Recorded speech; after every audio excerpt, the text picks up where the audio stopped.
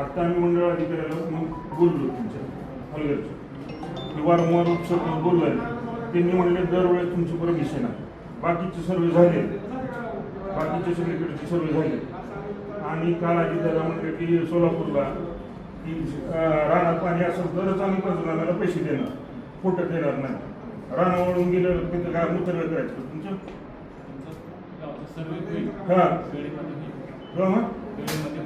वेळेमध्ये होईल म्हणजे काय टाइम बाउंड करा. मग आम्ही हलगर्जी सर्कल का बरं होत नाही?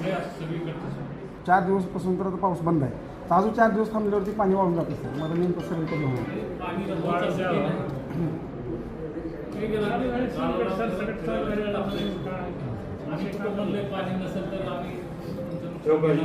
मुख्यमंत्री साहेब निधी आणि तुमच्या महसूलला घ्या पैसे आणि तुम्हाला कवा करायचे